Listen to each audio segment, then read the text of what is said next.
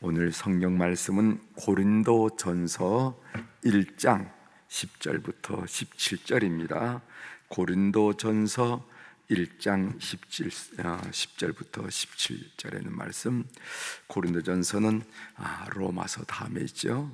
고린도전서 1장 10절부터 17절에 있는 말씀.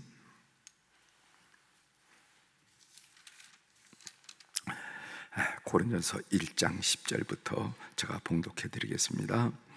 형제들아, 내가 우리 주 예수 그리스도의 이름으로 너희를 권하노니 모두가 같은 말을 하고 너희 가운데 분쟁이 없이 같은 마음과 같은 뜻으로 온전히 합하라.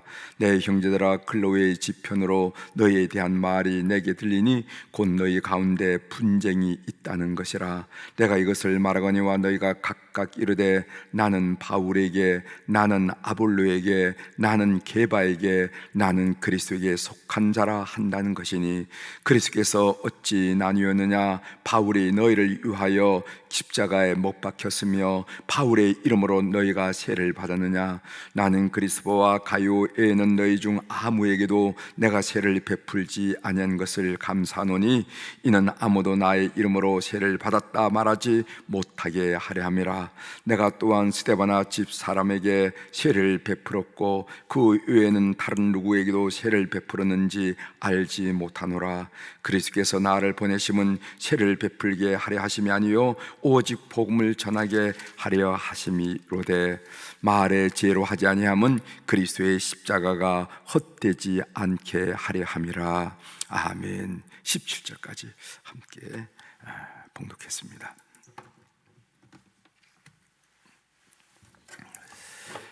오늘 말씀의 주제는 메시지인가 메신저인가 하는 그런 내용으로 같이 좀 묵상한 내용을 나누도록 하겠습니다. 메시지는 말한 사람의 내용을 메시지라, 그리고 메신저라 하는 것은 말하는 사람을 메신저라 이러죠. 메시지인가 메신저인가 하는 내용입니다. 우리가 지금 고린도전서를 이제 배우게 되는데, 이 고린도전서가 어떤 말책인지 제가 잠깐 여러분들께 설명할 텐데, 이 설명이 여러분들이 고린도전서를 이해하는데 도움이 되리라 이렇게 믿습니다. 사도 바울께서 3차 전도 여행 시 에베소에 머물면서 고린도전서를 썼습니다. 편지를 쓴 목적은 무엇인가? 그것은 고린도 교회가 당면한 여러 문제들, 그리고 또 고린도 교회의 교우들이 제기한 여러 의문들에 대한 답을 이렇게 썼거든요. 그래서 예를 들어 본다면은 고린도전서 15장 같은 경우에는 부활을 가리키는데 도대체 부활이 어떻게 되는 겁니까? 어떤 모양으로 부활합니까? 라는 말씀이 있잖아요. 그래서 고린도전서 15장을 부활장이라 이렇게 얘기했고, 또 그 의문 중에 어떤 의문인가 하면은, 이 사람은 방언을 하고 이 사람은 예언을 하고 이 사람은 병 고치는 은사를 가졌고 어떤 사람은 잘 말씀을 가리키는 은사를 가졌는데 그 중에 최고가 뭡니까?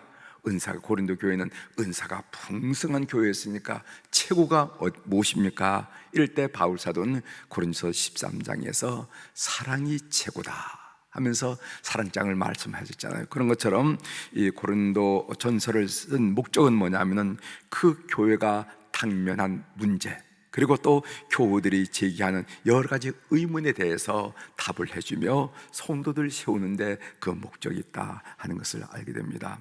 이 고린도라 하는 도시는 현재는 그리스에 있는 도시죠. 그리스, 고린도 운하, 여러분 아시죠? 고린도 운하 아래에 있는 고린도, 여러분 아실 줄 믿습니다. 그러나 당시는 로마 제국 치하에 있었기 때문에 아가야 속주, 오늘 이 그리스를 고린도 운하를 중심으로 남부 쪽에 있는 것을 아가야라고 그리고 북부 쪽에 있는 것을 마게도니아, 그런데 그 아가야 속주의 수도였습니다. 그리고 총독이 사는 도시였는데 로마 제국 하에서 네 번째로 큰 도시였다 이렇게 알려지고 있습니다. 그래서 도시 인구가 약 60만 정도가 될 정도로 어마어마한 도시가 고린도 도시였다는 것이죠. 상업과 무역업이 발달한 도시로서 도덕적으로는 문란하다. 그래서 고린도 사람 하면은 어떻게 인정이 되나요? 문란한 사람, 저 사람 코린티안이야 그러면은 문란한 사람으로 인식될 수 있을 정도로, 그 로마 제국하에서 그렇게 소문이 날 정도로 이 고린도 사람들은 도덕적으로 문란했다 하는 것입니다.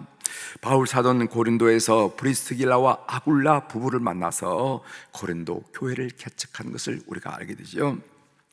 이제 오늘 우리가 읽은 본문 말씀을 좀 살펴보도록 하겠습니다. 10절을 한번 보세요. 10절. 여러분들이 이제 새벽 기도 때는 볼펜을 하나 가지고 있다가 은혜 받는 말씀이라든가 조금 여러분들이 체크해야 될 말씀은 거기다 좀 이렇게 메모도 하시고 그렇게 하셔도 됩니다. 왜냐하면 다른 시간에는 뭐 이렇게 자세하게 말씀을 가르칠 시간이 없잖아요, 그죠? 그런데 그래도 짧은 본문을 가지고 새벽에만큼은 그래도 본문을 좀 자세하게 설명할 수 있는 기회가 되기 때문에 새벽에는 한 절 한 절, 가능하다면 한 절 한 절 설명하면서 전체 의미를 새기는 그런 시간을 가지려 하거든요. 10절 보겠습니다. 형제들아, 내가 우리 주 예수 그리스도의 이름으로 너희를 권하노니 모두가 같은 말을 하고 너희 가운데 분쟁이 없이 같은 마음과 같은 뜻으로 온전히 합하라. 이제 우리가 읽은 이 10절은 1장에서부터 4장에 걸쳐 있는 그 주제는 뭐냐면은 고린도 교회 분쟁에 관한 주제를 바울이 이렇게 설명하는 내용이 바로 10절입니다. 이게 분쟁이라는 단어가 나오는데 11절에도 분쟁이라는 단어가 나와요. 그 10절의 분쟁이라는 것은 스키스마라는 단어인데 히라보로 이것은 강제로 나눠진 현상을 말합니다. 이미 고린도 교회가 나눠지더라 이 말이죠. 그리고 11절의 분쟁이라는 것은 에리스라 하는 말인데 싸움이 싸움이 일어난다는 것은 분쟁 전의 일이죠. 갈라지기 전의 일이죠. 그래서 앞에 스키스마라는 말은 이미 갈라진 그런 현상을 말하는 것이고, 뒤에 이야기는 11절의 얘기는 싸움이 벌어진 이야기를 말한다는 거죠. 고린도 교회가 이 분쟁으로 골머리를 앓고 크게 아픔을 겪는 거예요. 11절 보겠습니다. 네, 형제들아, 글로의 집편으로 너희에 대한 말이 내게 들리니, 소문이 들린다는 거죠. 소식이 온다는 거죠. 내게 들리니 곧 너희 가운데 분쟁이 있다는 것이라. 바울 사도가 3차 전도 여행 중에 에베소에 있을 때 그가 1년 반 동안 머물면서 개척한 고린도 교회에 대한 소식을 듣는데, 누구로부터 듣는가 하면은 글로의 종들을 통해서 듣게 됩니다. 이 글로에라 한 사람 누군가 하면은 이 여성은 누구인지 대해서 성경이 자세히 밝혀주고 있지는 않지만, 다만 에베소와 고린도를 오가며 사업하는 종들을 줄 정도로 부유한 여인이었다 하는 것은 우리가 판단할 수 있어요. 그래서 이 글로의 집 사람들이라는 것은 글로에가 부리는 에베소와 고린도를 그 도시를 왔다 갔다 하면서 사업을 하고 무역을 하는 그 사람들로부터 소식이 들렸다 그 말이에요. 여기 보면 내 형제들아 하는 말을 10절부터 11절에 계속 두 번씩이나 쓰고 있는데, 내 형제들아 이 말을 사용한 것으로 보아 이 소식으로 인해서 바울 사도의 마음이 얼마나 아팠는지 알게 된다 이 말을 느끼게 된다는 거죠. 내 형제들아 하면서 그가 뿌린 씨앗들이 그런 모습으로 변하는 것에 대해서 큰 아픔을 느끼고 있다 하는 것을 그 형제들이라 하는 말을 통해서 우리가 느낄 수가 있습니다. 12절입니다. 내가 이것을 말하거니와 너희가 각각 이르되 나는 바울에게, 나는 아볼로에게, 나는 게바에게, 나는 그리스도에게 속한 자라 한다는 것이니, 이런 말씀이 있어요. 그러니까 고린도 교인들이 각각 누구에게 속한 자라고 파당을 만들었다 하는 이야기입니다. 여기 보면은 바울에게 하는 말인데, 이 바울은 고린도 교회의 설립자인 바울을 통해서 개종한 사람들이 우리는 이렇게 아마 모였을 거라 하는 거 있고, 나는 아볼로에게, 이 아볼로라는 사람은 성경에 능통하고요 언변이 좋은 사람인데 아볼로 얘기를 듣니까 참 이해도 잘 되고 좋다 해서 그 아볼로 쪽으로 모인 사람들을 말할 것이고, 이 게바라는 것은 베드로를 말하죠. 이 베드로는 예루살렘 교회의 중축 아니겠습니까? 아마 이 베드로를 따른 사람은 주로 유대인일 것입니다. 고린도에 있는 유대인 크리스천들, 유대인 개종자들이 그래도 우린 베드로지 하면서 그쪽으로 모이고, 그리고 그리스도에게 속한 자라 한 말인데, 이 말은 이도 저도 아닌 사람이 우린 그리스도에게 속하겠다, 이렇게 해서 이 고린도 교회가 네 분파로, 네 파당으로 이렇게 분쟁을 하게 되는 것을 오늘 성경이 그려주고 있다는 것이죠. 13절 보겠습니다. 이제 이런 현상을 보고 바울 사도가 얘기하는 겁니다.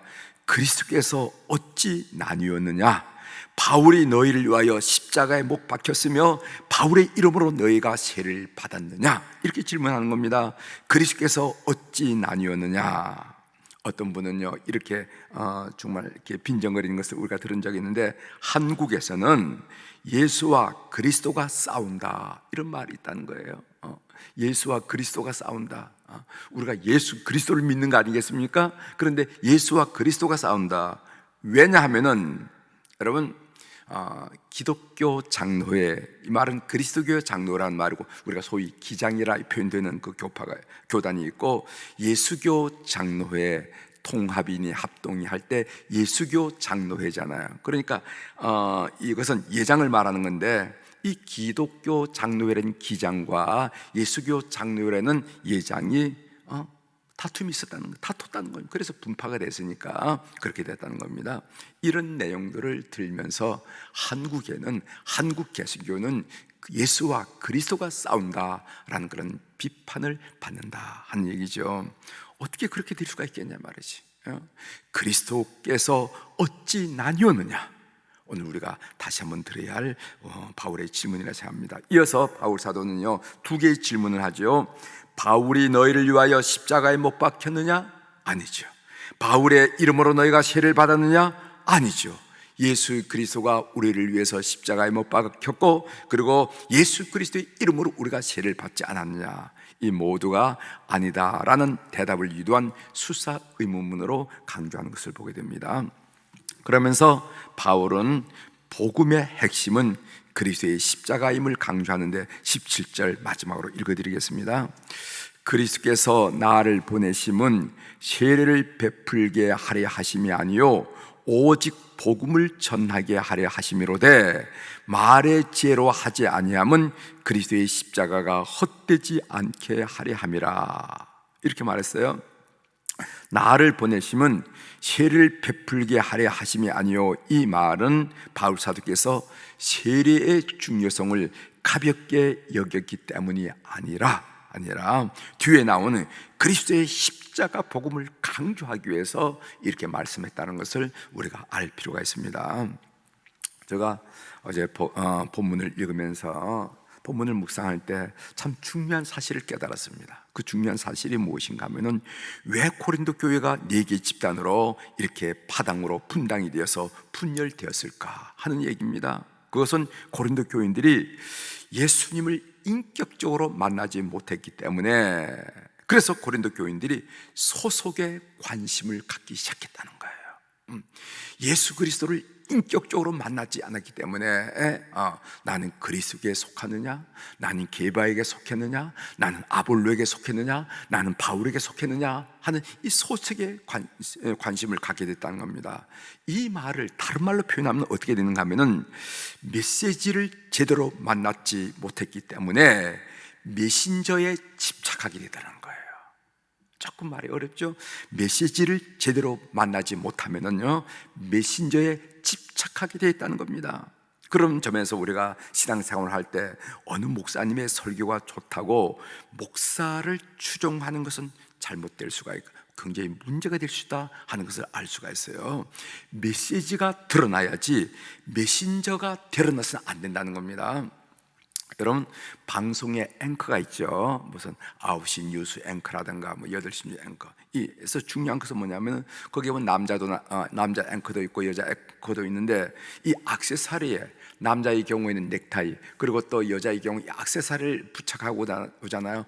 액세서리에 신경을 쓴다는, 극히 조심한다는 겁니다. 왜냐하면은 이 메신저의 시청자들의 눈이 팔려. 저 여자 저 액세서리 봐, 예쁘지? 참 예쁘지, 옷에 맞다 하면서 이 액세서리의 신경과 그리고 또 눈이 팔리기 시작하면 전달하려고 하는 메시지가 약화된다는 거예요. 그래서 앵커들은요, 꼭 이렇게 뭔가 이렇게 나올 때 자신을 이렇게 나올 때는요, 뭐 액세서리라든가 특별히 넥타이라든가 이런 부분을 굉장히 조심을 한다는 겁니다. 왜냐하면은 이런 부분이 사람의 시선을 끌기 시작하면은 이 뉴스가 전달하려고 하는 메시지가 약해진다는 거예요. 여러분 무슨 말인지 아시죠? 이 고린도 교회는 이 메신저 중심으로 이합 집산이 되고 말았습니다. 그래서 바울 사도는 뭐를 강조하는가 하면은 우리가 전할 메시지는 예수 그리스도 십자가 복음이 아니냐 말했죠. 우리가 전하고자 하는 예수 그리스도 십자가의 복음에 집중하자 하면서 호소하는 것을 오늘 본문을 통해서 새겨볼 수가 있습니다. 그런데 우리의 경험상, 저희 경험상, 여러분의 경험상 이 메시지와 메신저를 서로 연관 짓지 않을 수가 없어요. 그래서 자연스럽게 특정 설교가를 좋아하게 됩니다. 저도 그래요. 방송 설교를 듣다 보면은 자연히 좋아하는 설교자가 있어요. 이 남의 얘기가 아니라 저 얘기입니다. 방송 설교를 저도 가끔씩 듣는데 듣다 보면은 좋아하는 설교자가 있어요.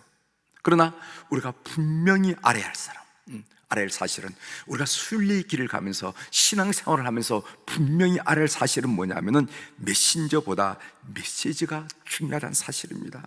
이 분별력이 없으면 어떤 현상이 일어나냐면은 메신저, 사람을 따라다니게 되는 현상을 우리가 발견하게 된다는 거죠.